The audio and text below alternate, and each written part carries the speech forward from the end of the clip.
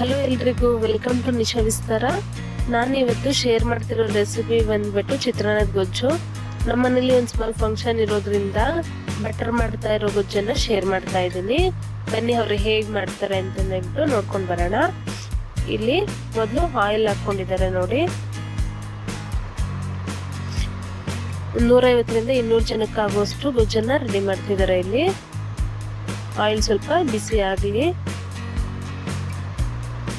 ನಂತರ ಕಡಲೆ ಬೀಜನ ಹಾಕೊಂಡು ಚೆನ್ನಾಗಿ ಫ್ರೈ ಮಾಡ್ಕೊಳ್ಬೇಕಂತ ಫ್ರೈ ಮಾಡ್ಕೊಳ್ತಿದ್ದಾರೆ.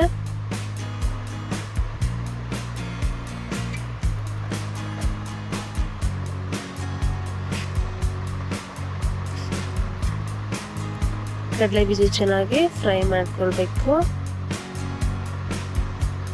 ಇಷ್ಟಾದ್ರೆ ಸಾಕಾಗುತ್ತೆ. ಅದು ತೆಗೆದು ಸೈಡಿಗೆ ಇಟ್ಕೊತಿದ್ದಾರೆ ನೋಡಿ.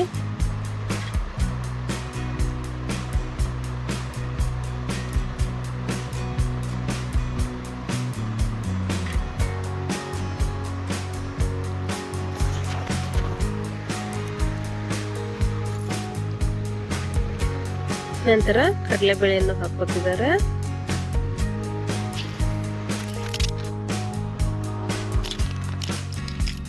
ಮತ್ತೆ ಉದ್ದಿನಬೇಳೆಯನ್ನು ಹಾಕೋತಿದ್ದಾರೆ.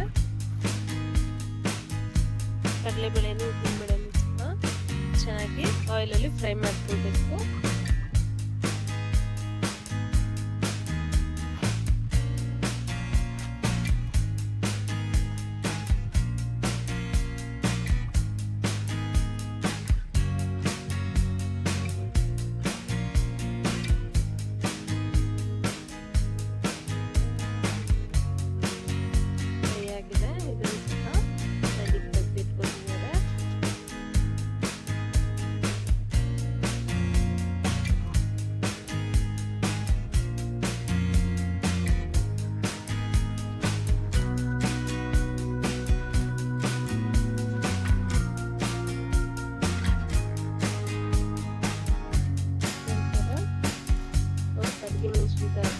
ನೋಡಿ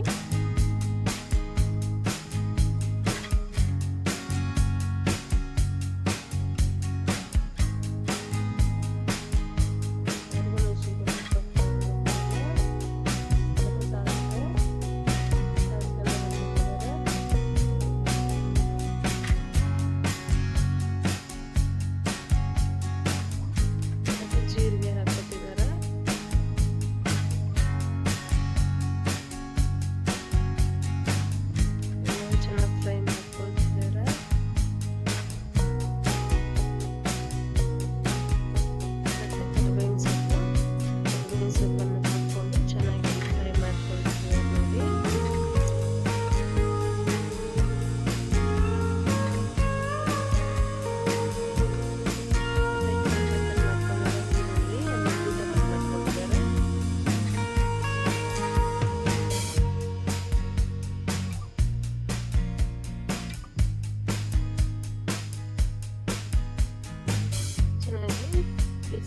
ಫ್ರೈ ಮಾಡ್ಕೊಳ್ತಿದ್ದಾರೆ ನೋಡಿ.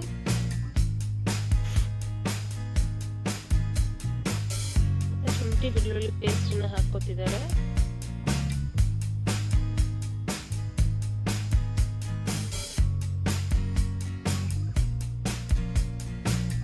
ಶುಂಠಿ ಬೆಳ್ಳುಳ್ಳಿ ಪೇಸ್ಟ್ ಅನ್ನು ಹಾಕೊಂಡು ಚೆನ್ನಾಗಿ ಫ್ರೈ ಮಾಡ್ಕೊಳ್ತಿದ್ದಾರೆ.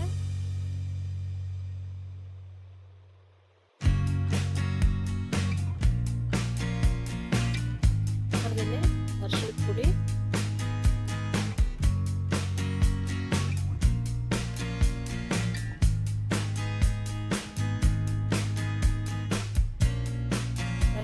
ಹಾಕೊಂಡು ಚೆನ್ನಾಗಿ ಮಿಕ್ಸ್ ಮಾಡಿಕೊಂಡು ಫ್ರೈ ಮಾಡ್ಕೊಂಡು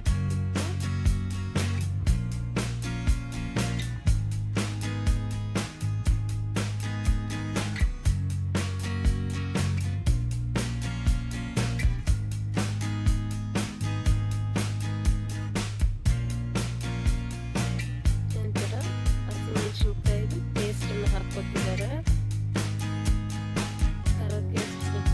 ಹಸಿಮೆಣಸಿನಕಾಯಿ ಪೇಸ್ಟ್ ಅನ್ನ ಹಾಕೋತಿದ್ದಾರೆ.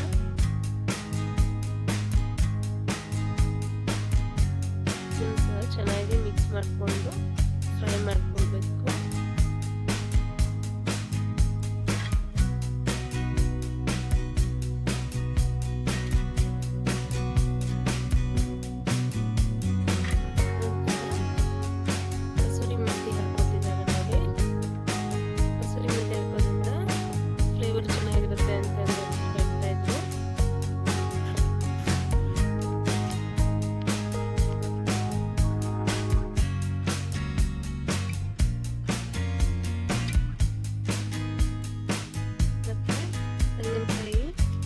ತುರಿದಿಟ್ಕೊಂಡಿರೋ ತೆಂಗಿನಕಾಯಿ ಸಹ ಹಾಕೊಳ್ತಿದ್ದಾರೆ.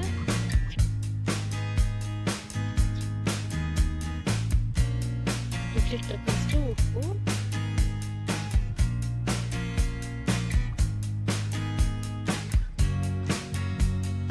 ಇದೆಲ್ಲನೂ ಚೆನ್ನಾಗಿ ಮಿಕ್ಸ್ ಮಾಡ್ಕೊಂಡು ಫ್ರೈ ಮಾಡ್ಕೊಳ್ತಿದ್ದಾರೆ.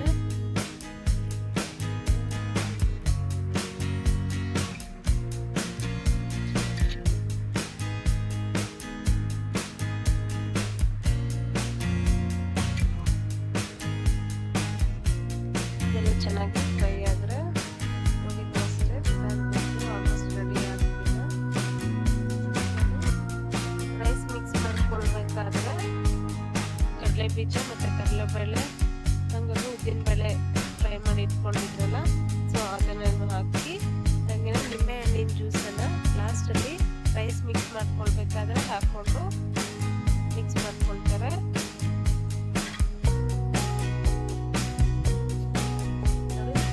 ಚೆನ್ನಾಗಿ ಮಿಕ್ಸ್ ಮಾಡ್ಕೊಳ್ತಾ ಫ್ರೈ ಮಾಡ್ಕೊಳ್ತಾರೆ.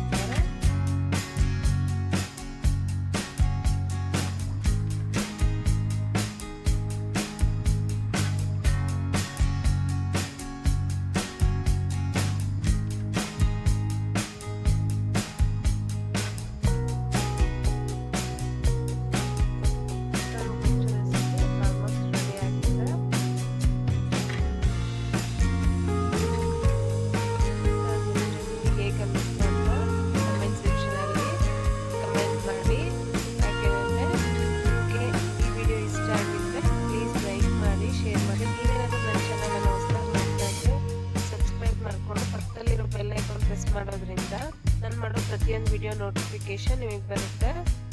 ಬಟರ್ ಮಾಡಿರೋ ಚಿತ್ರಾನ್ನ ಗೊಜ್ಜು ರೆಸಿಪಿ ಹೇಗೆ ಅನ್ನಿಸ್ತು ಅಂತ ಕಮೆಂಟ್ ಸೆಕ್ಷನಲ್ಲಿ ಕಮೆಂಟ್ ಮಾಡಿ.